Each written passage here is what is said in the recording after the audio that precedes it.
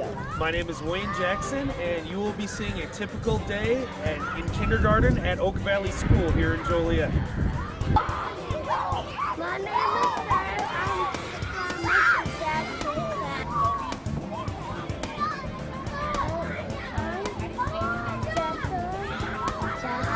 class. I'm getting started in the playground.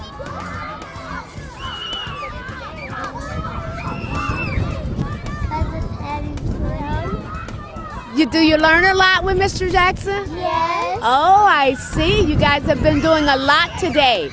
So do you like playing on the playground? Yes. What's your favorite thing over there to play with? Yes. Yes. My God. No, Okay. Hi, I'm Julia Alexander, and this is Being Born. You know, we are at the end of the school season, but we're going to talk about school. I happen to be here at the Oak Valley School in Joliet, Illinois, with one of the phenomenal teachers. His name is Mr. Wayne Jackson. The reason why I'm here at Oak Valley is because of Wayne. I have the privilege of watching Wayne send the children off at the end of the day, and my God, does he send them off. It's awesome how the children just look forward to the hugs and the hand fives and all of that from Wayne Jackson. So I came into Wayne's classroom to see what magic, where did you get this magic from with the children? And he's awesome. And we're going to talk to Wayne today because he is a male early childhood educator, in which we need more of those in our classrooms today. And I am my hat. I salute Wayne for his braveness, for his gifts and his talents in sharing them with the children right here at the Oak Valley School in Joliet, Illinois. Hi, Wayne. How are you? I'm good. How are you, Julia? I am excellent. Wayne, let's talk about you and your tenure as a teacher here in Oak Valley. Tell the listening audience what made you decide to go into early childhood teaching. Well, one of my first classes that I took in educational psychology, we were doing an experiment with working with kids, kids from all ages, all the way from 3 to about high school age. So I was working with some students, and one of my professors saw me working with young kids and asked me, what do you plan to teach? And I'd always planned on teaching high school. Okay. And well, let me ask you this before you go on. High school, why high school? Because, you know, to be honest with you, I thought that was what guys did. Oh, really? Okay. I thought that's where men taught. Okay. That's where most of the men who taught, or most of the people who were men who taught me were in high school. I had some male teachers in junior high. But I didn't have many in elementary, so I don't know if it occurred to me. Yeah. And I always wanted to coach, so that was a motivating factor for me. Coaching. Yeah, Yes, well, you coaching. do coach the basketball team. I do, here at Laraway. We went okay. downstate this year. Oh, good, great. You took Yeah. them downstate. Okay, go Thank ahead. you. So, when I'd always just planned on teaching high school and coaching, but when, well, I should back up. Okay. My family is a large Irish family, so with lots of children. So I spend a lot of time with cousins and nieces and nephews who are younger. So I was used to playing and working and spending time with young kids. So when I was working with these young kids during this educational psychology class experiment, my professor saw me and he asked me, he said, what are you going to teach? And I said, well, high school. And he goes, you're an elementary school teacher. Oh, wow. So I then thought to myself, yeah, I guess I do like spending time with young kids and working with kids at a younger age, or I was just used to it. It was something that I was comfortable and familiar with. So I thought about it and I said, yeah, you know, I'll give that a shot. There aren't many men who teach young kids, and I set my path to teach primary. Not necessarily kindergarten, but primary, and you know, some of the dominoes fell, and lo and behold, I found a job here.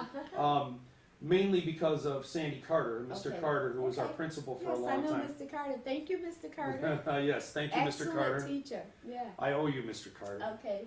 So I sent out a letter. Mhm. This was back when you send out a letter with Right. your resume, Absolutely. and I met with Mr. Carter, and he told me this is for a kindergarten job, and I was apprehensive. Yeah. Really.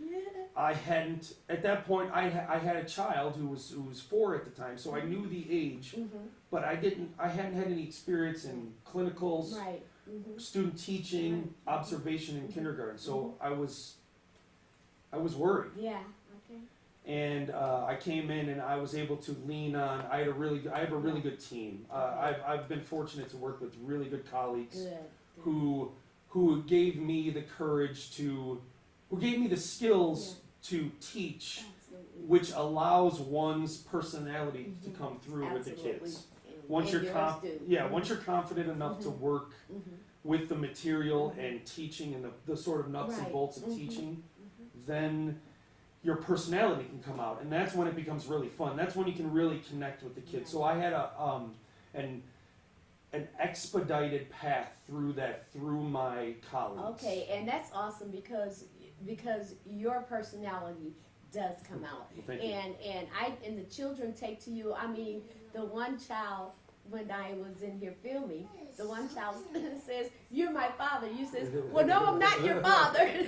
and the fact that they even look at you like that, Mhm. it speaks volume within itself Sure. because you're giving these children not just education, but love, self-awareness, Mhm. self-pride, self-esteem, and I've seen you do that with all the children. Now, you had the children on the carpet, and you guys were doing the song, and actually you played the guitar. I do, yes. Okay, and so what inspires the children when they are in the group and you're playing that instrument? Well, I think, first of all, initially, it's just the sort of shock and maybe the lack of exposure to someone who plays an instrument or plays guitar.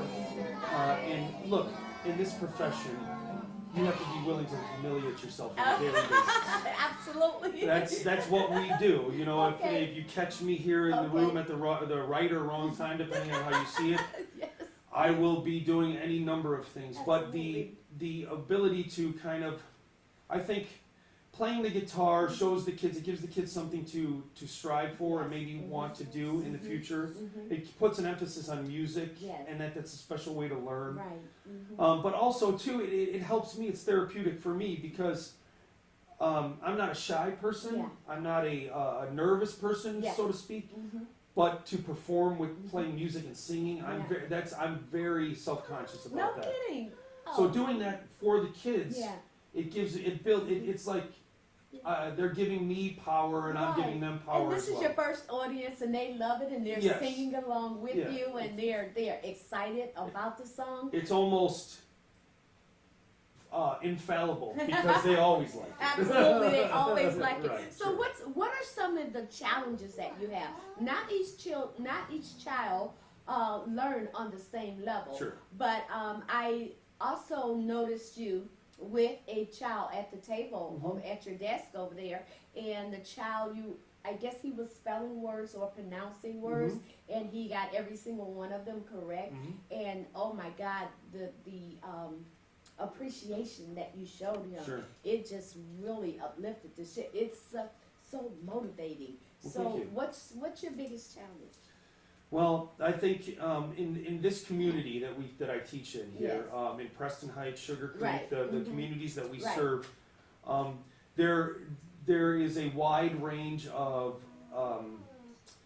socioeconomic standing. Yes. There are people whose life is pretty tough for them at that time. Absolutely. Whether it's something went wrong, Mhm. some sort of illness.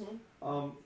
These little people come to us, and we don't know. We as teachers, it's hard to have how to really comprehend and gain context of what they're dealing with at Yeah, home. Right. whatever, whatever it may be, incarcerated parents being raised by grandparents, you know, just the trials and tribulations that come with, you know, poverty. Right. Absolutely, absolutely. And that is a challenge. But Okay. as a teacher, you have to, you can't, we can only affect them as much as we can while we're here with While them. they're here. So some of the challenges we face are students who have had little to no exposure to school. Yes. So coming here with someone like me or another teachers who are saying a lot of things to you and asking you to be quiet and do things that aren't as natural. So helping kids along through that process is a challenge. Having students who have moved around a lot, have moved from school to school to school, and it's hard to gain traction Right. that way. That's a challenge. Yeah. And you know, that amongst the regular everyday stuff that teachers and children go through. I mean, life is hard. Absolutely, life is hard, Yeah. and my hat goes off to you teachers here at Oak Valley, because you recognize that. Sure. And you treat the child accordingly to give the child what they need so that they can balance out their Sure. lives. Sure. And that's kind of like what it sounds like. You first have to help them balance out, you know, from whatever they're going through, or being bounced from school to school and has to readjust to Sure. a different environment. And that in itself is really hard for children, It having is. to adjust. Let me ask you, what are some of your goals? Well, you know, I have a lot of short-term goals that are very specific to each child or the class or the standards that we're trying to meet for the kids. Those, I don't know if you would be too interested in those, but long-term goals that I have, I want to watch all of my students graduate through 8th grade. I love watching them grow. It's special to think that you can affect a child and try to make an impact on their lives. Now, I hope that I can have that special effect on the children. I hope they remember me, but that's not really what I mean. Yeah. I hope they remember this. Yeah. Not so much this, Yeah. Right. but what we do and how we comport ourselves. The way that the culture that we've established as a team and as a school here. I hope they remember that. That's my goal. I think that because I remember my teachers from 5th grade, Sure, sure, from kindergarten. sure. I do too. And some of them, a lot of them have passed on, but some of them I still see. Sure. And I remember when I see my teacher, I remember she had a convertible. She would pick us up. She had a farm. Oh, She wow. would take us to her farm. Wow. We'd ride in her convertible to her farm and, you know, look at all her farm animals. Wow. So when I see her face, and I said that to say that when they see your face, they see the good times. I hope so. You know, I hope they so. see the good times, because I do. And I will never, her name was Miss Giletti, I will never, ever forget her. Great. Never forget her. So I know that the children will remember what you do. Let's talk a little bit about you're seeing the children off. You're greeting the children off. This is so awesome. That was one of the things that drew me to you when watching you see the children off. So talk a little bit about that, and how does that affect the child personally? Well, for me, the idea, I had an advisor when I was attending Governor State that she told me that some kids, you know, need love, and clearly we know that as parents, as adults, as people who deal with kids, we know that. Right. But in this profession, there have been times where teachers have been told, please do not touch the children. And look, okay, I understand that. Yeah. But when they're 5 and 6 years old, and coming from the background that some of these kids come from, Right. they might need a little contact, a little connection to get the day started. Now, you don't get to see in the morning, I greet all the kids Yeah. off of the bus with a high five, a handshake, or a hug. It's up to them. Okay. Now, that has evolved over time into the routine you see at the end of the day, where it almost becomes like, almost like sports handshakes with each kid. We have our own thing. Now, that's special for the child because they get to connect with an adult, and it's just ours. Absolutely. What we do is just ours, and That's it's right. nobody else. Nobody can take that away. Right. Now, for me, I knew that as a child, the adults that did that with me, that was special. Yes. Yes. Also, what is also very special to me are my own children, Yeah. and I feel like my son has not had that connection with the child, with the teacher. Yeah. Has yet to have a connection like that. Wow. So I think it's my duty to connect with every child I'm You with. get emotional. I over am that. a little bit. I Well, see that. yeah, it makes me emotional. Yeah. I feel like my son hasn't had that. Yeah. So I make sure to try to give that to each child. Absolutely. Absolutely. And also you give it to your son. Oh yeah, yeah. You have to give it to your son. I do. I try. And so speaking of that, with you having, how old is your son? He's 11. He's 11 years old. Mhm. So how do you explain that to him? Well,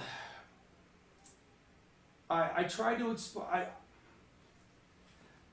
I'm a little bit hard on him, Yeah. so I try to explain to him in many ways that he has to try to meet the adult more than halfway. Yeah. Okay. If he wants a connection, he can ask for that. Say, Okay. I really like you. Yeah. I would like it if we spent more time Yeah. together, or things like that. Yeah. And that's very hard. Look, Yeah. I say that to him, and it's very hard for an 11-year-old to Yes, say. I absolutely. know that he's not going to say that, Yeah. but I try to give him the power to say Right. that. Right. And Well, I take it he's not as outspoken as you absolutely are. not. He's Okay. very shy. Shy. So Mhm. that I try to teach Yeah. the way that I would want people to teach my kids. Absolutely. And Mhm.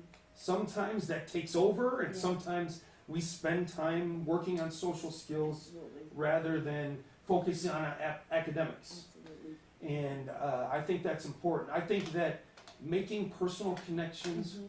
personal relationships, Yeah. that matters. Absolutely.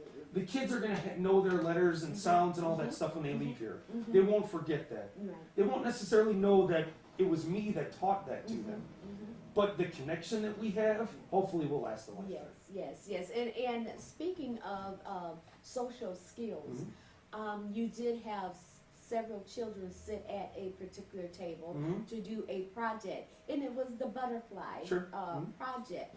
And so, is that a part of your social skills, social interacting? Yes, well, the way I teach is basically small group centered. Okay. So we like to give the students the power to work with one another, Yes. to Mhm. have freedom Okay. and autonomy to explore, and responsibility to do what they're supposed to do. Absolutely. Now that takes a long time to build that up, Yeah. but that gives the students it.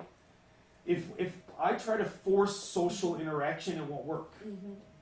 But if I let them interact, they will.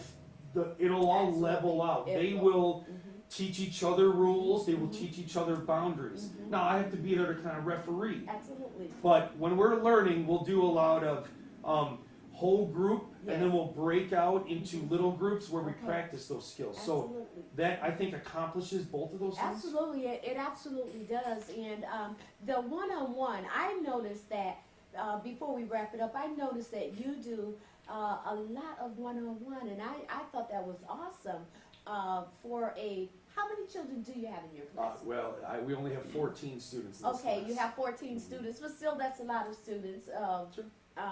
But for you to get to each and every one of them on a one-on-one, and then the other students, they are over working quietly, you Mhm. know, and what you really have these kids together. Thank you. I salute you. Thank So tell me about that one-on-one. I think that is so important. Yeah, that was spawned from my instruction to be a Mhm. teacher. Yes. I find the philosophy of breaking the kids out and then bringing them over to work with Yes, me. Absolutely. It gives them a sense of pride to come over and work and perform. Absolutely. Sometimes we do it one-on-one, sometimes it's small group. Mm-hmm. I try to have time for every kid. You would try in a perfect world every day. That's important. Now, Yeah. that's what's important. Well, like we said, like we were talking about with my son, Right.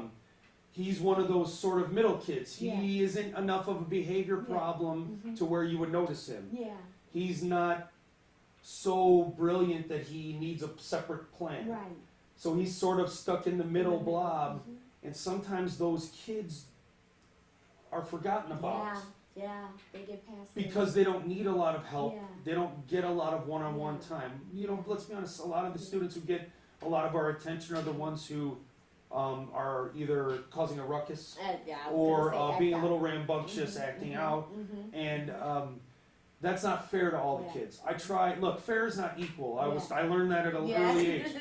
But I deserve, or each of one of these little people deserves as much of my time as possible. Absolutely. And Absolutely. It's hard to do. And Yeah. it doesn't matter because that child is not acting out. Because I am an early childhood educator, preschool to 5 years old. Because that child withdrawn is another serious part of it too. Sure. So if they're withdrawing, they're really acting out. Absolutely. You know, so Absolutely. I love it that you are so focused and so aware of the different behaviors, and you've picked that up. You know, like you said, when you first came into kindergarten, Sure. you hadn't had, you know, that No experience. training. Yeah, absolutely. But you're very observant. You know, with the help of the other teachers, Mhm. and then and it just you wanting to do it. Sure. And you picked up on it because from what I'm hearing from you, you have every angle covered. Once again, I can never ever reiterate this enough that you are awesome. I Thank am you. so glad to be here at Oak Valley School with Mr. Wayne Jackson. He is a male teacher in the early childhood setting, which I hope that Mr. Jackson will inspire you to come into the early childhood setting. What would you say to any male that wants to come into this field but feels like it's a little too feminine for a male? Yeah, I think that's a stigma that needs to be broken. Right. I would say this. I would say if you like to grade a lot of papers and do a lot of work after school, teach high school. Go ahead, teach high school. And you want to deal with the, look, the problems for kids when they're this big are this big. The problems when they're this big are bigger and a lot more. I think that if there's somebody out there who is thinking maybe that kindergarten or primary education or early childhood education was for them, but they didn't think that maybe their friends or society or their peers would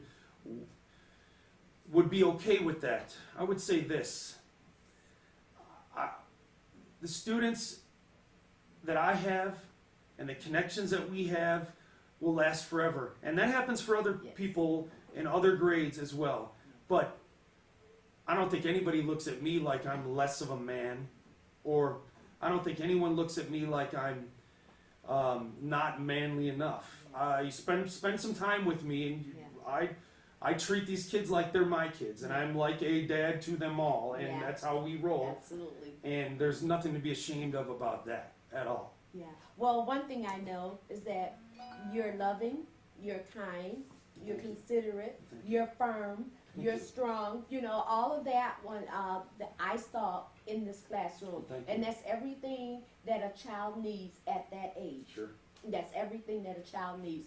Once again, this is Julia Alexander. Be Informed, Joliet Community Television Station, right here at Oak Valley School in Joliet, Illinois. Now, before we go, who's the principal? Our principal is Mr. Aaron Vencius. Okay. And our superintendent is Dr. Joe Salmeri. They are new this year, or this is their second year in the district. They're both new in their position. We have a new assistant principal as well, who is Mr. Joe Pope. Okay. They're all new administration, and we're very excited about the direction that our school is going in. Okay, I've spoken with Mr. Pope. Now, the direction that your school is going in. Now, you are in District what? We're at Laraway Community Consolidated School District 70C. Okay. And we service basically the area close to the racetrack. So Preston Heights, Absolutely. Sugar Creek, Yes. some other unincorporated areas Yes. near the racetrack. Absolutely. And we have a lot going on in our area here. We have some warehouses being built for IKEA and Amazon, and it's a hot place in town. Absolutely. It's a really hot place in town. And you guys are, Oak Valley is in Preston Heights, and Laraway is up Laraway Road. Yes, ma'am. But you guys are one school. Yes, right? we're one school district with two schools. There is no real separation other than Right. geographical. Absolutely. So all of our students who attend Little Learners, our Yeah. preschool program, kindergarten or first grade attend school here at Oak Okay. Valley. And then everybody will, or as soon as they're done with first grade, they will move on to Laraway Absolutely. through 2nd through 8th grade Okay. to graduate 8th grade. And then most of our students go to Joliet Central. Okay, Joliet Central. Some of them will go to, we have a dividing line of Route 53. Yeah. So if you live west of 53, you go to Joliet West. East of 53, you go to Joliet Central. And we do have some students that will attend Providence or Joliet Catholic Wow, as well. absolutely, absolutely. Well, thank you, Mr. Thank you so Jackson. much. My hat goes off I to you appreciate once it. more, and God bless you. Thank you. And please stay in this field because this is your calling. Well, I appreciate it very Okay. much. Thank you. God bless you. My name is Wiley, and my name is Mr. Jackson. 10, 9, 8, 7,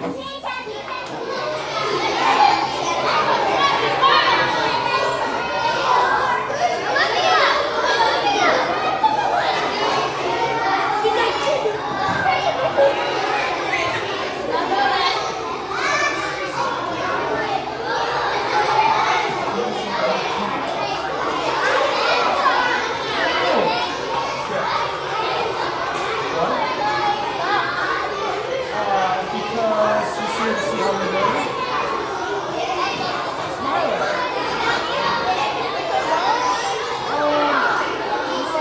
No, it's for TV. To be excited.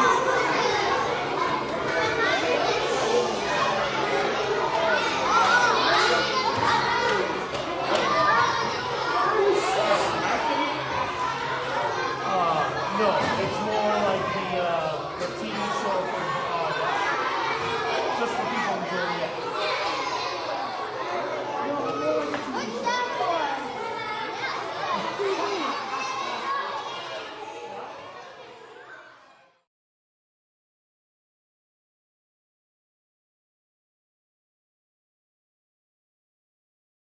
Hi, I'm Julia Alexander, and this is a segment of Be Informed.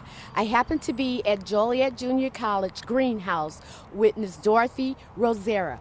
Dorothy is responsible for the farmers market that's going to be held here next Thursday. And we're going to talk to Dorothy a little bit about the farmers market and how it got started and where she plans to go with it and how long they have been in existence. Hi, Dorothy, how are you? I'm good. How are you? I am fine. Thank you so much, Dorothy, for doing the interview with me on today. Thank you. You're welcome. And let's talk about the farmers market. So tell the public about your farmers market. Well, our farmers market, the first year of it was in 2013. Joliet Junior College was the first college in the United States to be awarded an FMPP grant, a Farmers Wow. Market Promotional Program grant. Wow. It was over a 2-year span. We were awarded money to implement the farmers market on the college grounds. We are a producer-only market to assist with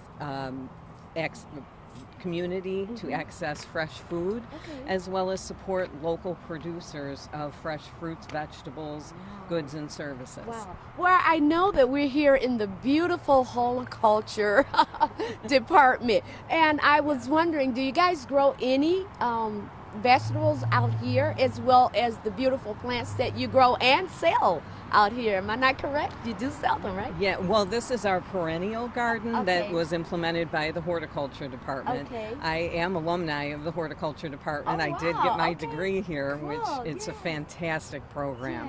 Yeah. In the behind the greenhouse there, we do have a 5-acre teaching arboretum that does have 2 greenhouses, high tunnels where they produce crops, edible specialty crops of a variety of edible plants. Okay, so let's talk a little bit more. Let's go back to the farmers market. That is going to be so exciting to have.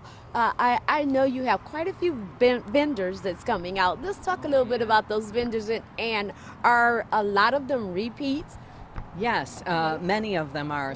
Many of them came our very first year in 2013, and I do have a few new ones this year. They've seen the success of the farmers market, and through discussions and reviewing again the successes of our year to year, they've wanted to come on board. Okay, great. So listen, tell me, what all are they going to have? Corn? What? Tell me a little bit about. Well, yeah, everything, because we're a producer-only market. It's seasonal vegetables. Wow. So these farmers do not go to the wholesalers and buy them in; they grow them. Wow. So yeah, one of our local vendors is right here from Elwood. That's Lang's Farm. He has more than 20 acres of specialty crop. He produces all of his own fruits, vegetables.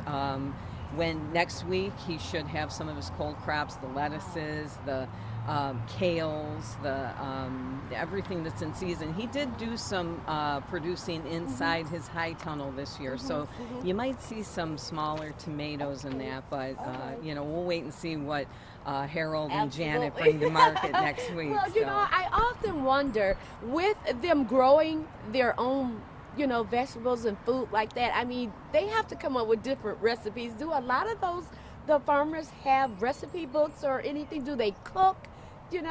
Oh, they sure do. I mean, that's one of the selling points at the market. So when they bring some of the unique varieties of the kales or the kohlrabis or the none squashes, of which I know anything about. Okay. They need, people will walk up and start looking at them inquisitively, and they'll say, well, hey, they'll make suggestions of how to cook them or can them or so forth. So that's one way to market your crop to the public. Absolutely. So. I just think it's fantastic. I am so looking forward to this market day out here. I'm looking to see some beautiful reds and greens and yellows, all types of vegetables. But anyway, tell us once more the date and the time. Well, the date next Thursday, May 26th, will be our grand opening, and it's every Thursday, 2 to 6 p.m. through September 15th. Absolutely. So let's talk. I want to talk a little bit more about how it got started. The market day got started. I know you have, your grant and you have the award, but how did it initially get started? Well, it was through the brainstorm of one of the faculty members. Donna Timer was on the horticulture faculty. She was she taught floral design, and she was actually the horticulture agriculture department chair for a while. She worked with the grant writers and the different departments to secure this grant, because she saw that there was a need for access to fresh local produce. And one of the highlights of our market is that we have link card recipients can use those funds at our market. And another caveat to that is we will match the first $10 of those funds. So if you are a recipient of those funds and you come to our market and you spend $10, we will match that first $10 and you will receive $20 in usable tokens at our market, every market. That is every market, every week. Awesome, because I went on the website and I saw your leaflet on there, and I did see link card accepted, so there's no reason that anyone shouldn't be eating healthy. No, and that is through the generous donation of some of our community partners. Wow. So I mean, that is, we want the people who need those funds, as again, through the generous donation of the community organizations, we want them to have access to fresh, wholesome foods. Yeah, absolutely. So tell me, what do you see in the future for this market day? Well, what we see is growth. We see revenue going back into our state, because that's what one of the initiatives is of the market, is putting dollars back into the community, supporting local producers, and putting the funds back into our state. Absolutely. So supporting, those in the community. Absolutely, and I just think that is so awesome. Well, I thank you. I would love for you to look into the camera and invite any and everyone out to Joliet Junior College Market Day. Absolutely. If you're in the immediate area or the surrounding areas, I welcome you to come to the market. I think once you stop by our market, once you'll see why it really should be a destination for you each and every Thursday. We're here 2 to 6 p.m., May 26th through September 15th. Okay, and then tell us about your board, the people that helped you put this all together. Oh, it was really a collaborative effort through the foundation at the college, through community organizations, and just through the different organizations. They just help support us. I just can't say enough about how this has all come together, and the more people that come and shop, the more they tell their friends, their family, and they go to their organizations and just spread the word. And Absolutely. Word of mouth is the greatest marketing tool. It is the greatest marketing tool. You are absolutely right. So how many vendors are you expecting? Well, at this point, and it's still growing, we are at 24 vendors. Wow. Some of them come every week, and some of them stop in and out once a month. Right. Okay. Or so. And but so this will last from May 26th to September 15th. September 15th. Each day, or On Thursdays from 2 to 6 p.m. Okay. from May 26th through Okay. September 15th. oh wow. Okay, so Ms. Doherty, name off some of those vendors that you guys are going to have today. Well, we've had some that have been here since the beginning, and some actually we have brand new for the year. Wow. From some that have been here from the beginning. Lang's Farm from Elwood, Illinois, specialty crop producer of wide variety of fresh fruits, vegetables. Country Pond Gardens. Andy is actually alumni of the college from, I won't say what year, he might be kind of mad at me, but he's a specialty crop farmer. All right. We have actually new to the market this year, Little Mad Cafe. Wow. They will be making fresh filled crepes, sweet and savory. Wow.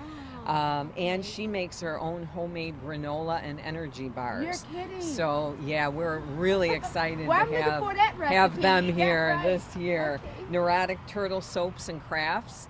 This is her first year, her first market. She is launching her brand new business. She makes her own soaps and different craft items. Okay, So I come heard out you and say see. turtle soap. Yeah, Neurotic Turtle. That's just her okay. name. Oh, yeah, okay. but yeah. So Okay. yeah, we'll All see right. what Elizabeth has in store for us. Absolutely, yeah. The Olive Gallery, they have a variety of oils and balsamic vinegars and specialty spices. Just adds a really nice ingredient to the meats and cheeses. And speaking of cheeses, we have Stamper Cheese Company that has, they are a go-to for many of our customers. Have been here since the beginning. And he has just a fantastic variety of unique cheeses. Witzig Farm Meats, organically produced livestock meat. Just pure goodness. I mean, they are fantastic with their meats. Antiquity Oaks Farm, brand new to the market this year. Handmade goat soaps and fresh organic vegetables, pure organically grown, as well as fresh eggs, duck and poultry eggs. No kidding. So, yeah, those are a few. And we also have one gluten-free vendor. So for those that have specialty diet needs, we do have one pure gluten-free vendor that has a variety of baked as well as packaged goods. Oh, I see you That's guys. just a sample of them. I mean, awesome. You're having everything out here. That's just Yeah. awesome. As I stated, I cannot wait to see these vendors and see Yeah. what they offer and probably purchase some Right. of those things. We are you just know. a community Yeah. here, though, and we really pride ourselves on helping each other and just Absolutely. working together. And it's been just a Yeah. great community. Absolutely.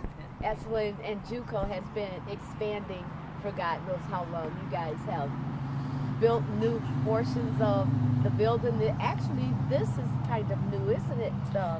Yeah, the Yeah. greenhouse is Yeah. fairly new. I believe it was put in 2010. So Absolutely. it was the first LEED certified Absolutely. greenhouse in the United States. So Absolutely, absolutely. yeah. So you guys are really expanding in the community, and you're reaching out, and I'm just so amazed and so proud of Joliet Junior College and where they've come from. I Right. mean, we have really grown, and I expect for the college to continue to grow. Absolutely. Well, Yes. I'm proud to be a graduate, and that's why I Absolutely. came back to run the market. So. Absolutely.